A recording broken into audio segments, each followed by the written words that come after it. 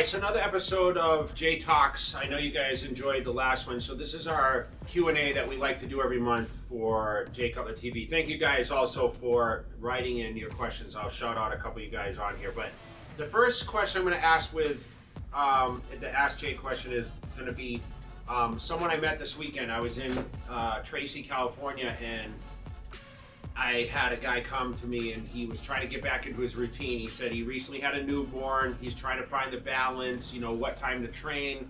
Obviously sleepless nights. I know some of you guys battle that just might have had a newborn child. And for the lucky ones, the child sleeps through the night. But more importantly, you know, being a new mom or dad, you have to find your time to hit the gym. So what I suggest, and listen, I'm not as an experienced of this because I don't have children, but trying to find the balance is very, very difficult. Obviously, having a lot of things I had to deal with.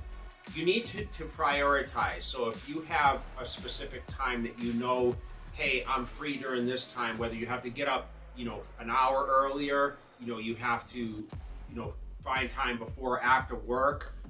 If, you know, you're not fortunate to be a stay-home parent, you have to find and utilize that time, and priority is the main thing. So as you know that follow me, I get up every morning, I do my fasted cardio in the morning. I try to get like something done. That way I could do it after the workout and just do it once a day, but I actually like to hit my metabolism twice a day, and then, you know, I try to find that time. And listen, it's not always easy for me to do that. I'm on the road, I'm traveling, different time zones, flying, but I still try. Like even this past week when I went to Tracy, I actually got up an hour earlier so I could get my fasted cardio in, and that was super early in the morning to, you know, before I got on the plane and head out there. So it's just about prioritizing your time. You only need 30 minutes. Literally, you can get the workout done, and a lot of these days people are training at home, so it's just sometimes involved a home workout. Don't overcomplicate it, just simplify. If it's just cardio, if it's just, you know, a little bit of weight training, don't stress about it too much, okay? So shout out to my guy out in Tracy that came up. Next question, best approach for dieting and meals for cutting and staying on track. So this is James Cadu, I think his name is, and he wrote in on our YouTube channel, and I just want to, everyone's gonna phone, he's gonna come over here and disrupt this whole thing. Come here and get in the video. He doesn't care. Okay, come on. So he wants to sit here. All right, so best approach for dieting and meals for cutting and staying on track. Listen, meal prep. I say it over and over. Fortunately, this day we have a lot of companies that supply those meals, but as an old school guy, you know, I'm linked up with Trifecta, so I actually get things a la carte. So I still have to prepare my meals. So what I get a la carte, meaning like the meat comes packaged, I cook the rice on the side, I put the meals together, I have my Tupperware. You know, if I'm heading to the office, I usually pack 1 or 2 meals with me so I can try to eat. Remember, you're supposed to eat every 2.5 to 3 hours. So ideally you don't want to miss those meals or spread them out too far. So it's all about just, you know, being prepared. You know, sometimes people use Sunday as their meal prep for the week. The food will stay well cooked for 5 to 7 days normally, if it's fresh, but you know, you have to weigh everything, portion it. The guy sitting behind the camera, he knows everything about the scales. You know, sometimes, you know, people measure by their fist the size of a chicken breast. Usually that's ample, you know, whether it's 6 or 8 ounces every meal, depending on your body weight, for our males, and then obviously the women, you know, 3 to 4 ounces. But I always suggest, you know, prepping your food, having it ready ahead of time, you know, putting stuff in Tupperware, measure it out, and, you know, paying attention to the lean sources of protein, and then obviously your carbohydrates that are most beneficial to your body type, okay? Any chance for a youth t-shirt? That's High Hayes, who actually asked that. So yes, I'll do some youth t-shirts if I know you guys follow the channel. I know I sell a lot of clothing, so I want to make sure that everyone has their piece. You know, I do have unisex sizes, so I think a lot of the smalls and mediums probably will fit, so I'll do my best. Was Rolly robbed years ago? He got 3rd at the Olympia that year. Chris Wedner asked this question. Listen, man, he was good that year. I mean, I think Phil Heath won. I think it was 2018. I think it's when Rami got 2nd.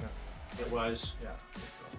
Yeah, so I don't know what year. I didn't do my research on that, but listen, man, I feel like you know, a lot of the Olympias, like there could have been, should have been, but at the same time, like I felt like if Heath was the winner, he was pretty dominant that year, and you know, I had chose Rolly to win it one year, and I think that's the year actually, you know, Sean came up, or you know, they were knocking at the door. So we all have our favorites. I know he kind of missed his peak here and there more than you know, was on point. And listen, he had the sheer muscle mass, and I don't know if he's competing now. I'm not sure. He's not qualified this year, so we haven't heard much from him. But I always admired his physique. I met him over a long time ago when I was in Holland, and I got to meet him before he really started becoming the Rolly Winkler we know. So, you know, we always have our fans out there believe that, you know, it could have been, right? So this next person asked about, this is Andrew, he asked about a fitness newsletter, hard to write down tips. They asked about Angie in this, maybe, you know, Janet Leu to provide also for the spouses. Listen, I have the Gmail, okay? It's just a click link in my Instagram link tree. It's on this, I believe, under YouTube. The description. Yeah, under description. You'll see Gmail. It's completely free. It's a newsletter. It gets on there and answers pretty much the questions that I'm answering here. But, you know, I try to keep it a little separate. But I run into so many different questions when I travel, when I'm out and about, emails. It's very easy to write these, answer the questions, because I know you guys have many. Sometimes it's not just specifically like, oh, how can it help me?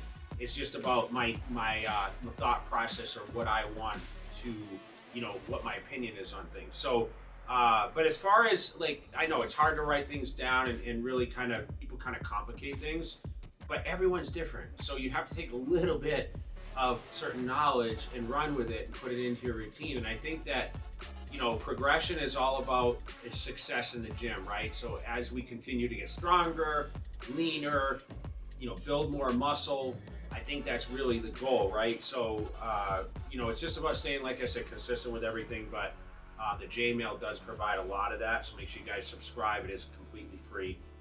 All right, so Connie asked me, any places that are safe in Las Vegas to stay on a trip? She does not want to stay on the Strip. So she's asking about location, if she wants to get an Airbnb or a Vrbo. Great question. I think there's great places we live on the Summerlin side, which is the west side, northwest, and then the east side is considered Henderson. I think, you know, downtown Vegas, if you stay in the vicinity, there can be, you know, different types of people, but I would say definitely look in Summerlin or Henderson for safe areas to definitely rent an Airbnb or a Vrbo for the greatest experience. You're gonna have shopping around you, you're gonna have grocery stores, you're gonna have a gym. The one thing about Vegas is there's a gym close by, and then everything's kind of like central. So if the Strip is here, Summerlin's here, Henderson's here. So you the Strip is centrally located, so you can get a good place that's not too crazy if you don't rent a car, for an Uber ride if you do want to experience some of the Vegas Strip stuff.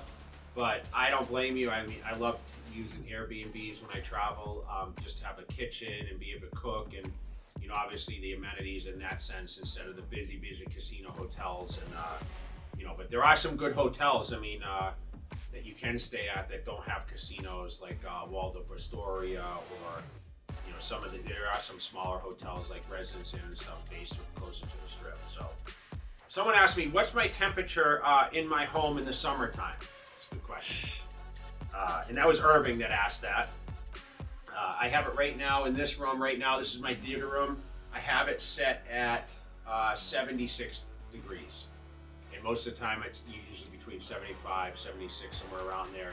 Listen, summers get hot. They have a lot of heat warnings. You hear the heat warnings today, Dave? No. Yeah, they have a lot of heat warnings. So this is the hottest time of year in summer. So we're in August, we're almost into September, so it's actually going to start cooling off a little bit. But July and August are the hottest months. But listen, man, if we ran my bill right now in my home, and obviously I have a large house, is close to $1,000 a month. So if I ran it really, really cold through the whole house, which I don't even occupy the whole house, it would be extremely, extremely high. So, all right. So last question: do you feel you worked harder alone or with friends? Talking about the '07, watching my DVD J to Z. And Mike Espo asked me this. That's a good question, Mike, because, in the beginning, if you watched a lot of my older videos, like, I didn't have a training partner, right? I just kind of trained on my own, and I wasn't as popular.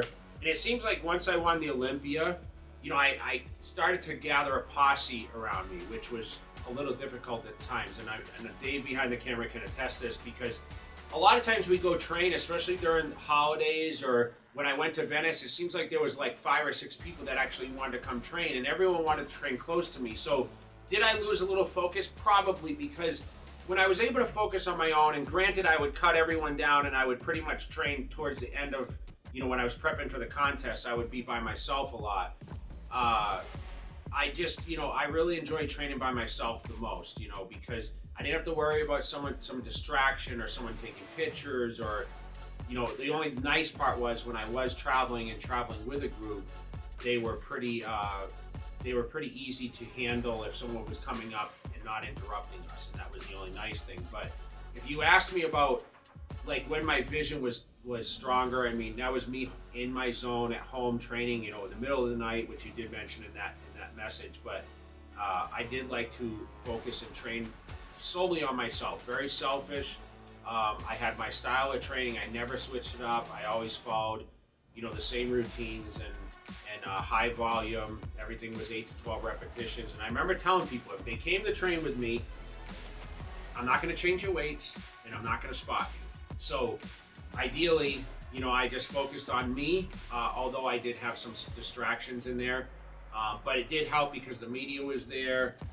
It did help sometimes having the boost of, like, if I was feeling down. Because listen, I'll be honest, there's a lot of days I went to the gym and I didn't feel like working out. I didn't feel like being there. And I actually, a couple times, I walked out of the gym even when I was training for Olympias because it just wasn't going my way. But I always made it up, and, I never got behind. So most importantly, stay on track, stay focused. Some people need training partners. Some people need the loud music. Some people need the change up of gyms. So they need the atmosphere. Remember, I trained at home. I built a home gym in 1996 when I was getting ready for nationals back in Massachusetts. And I trained at home until 99, until I moved to California. Then I trained at the most quiet gyms. I trained at Crunch and the Kaleidoscope Plaza and Mission Viejo for a couple years. And then I came to Vegas, and I was training in the middle of the night by myself. Not always was I training at Gold Venice, or, today I trained at a place called Kilo Club most of the time here in Vegas, and it's 30,000 feet to myself pretty much. I mean, it's very quiet, no one bothers me, and I stay focused on what it is. So whatever path you find, if you need that support around you, it's always good. And listen, it's not so bad once in a while. I enjoy the holidays or when we were traveling, having groups of people, but I think I did best on my own. So that's going to do it for J Talks this month. Please, guys, comment below. Ask me your questions. I hope you enjoyed this episode, and I look forward to giving you guys more. Make sure you subscribe, follow, and we'll see you next time on the channel. And I appreciate you guys so much. No mercy for you, no worries for you. That Game of Thrones, go Cersei on you. I flipped the script, I roll the dice. Don't fall asleep, cause I'm working nights. Hey, you tryna shut me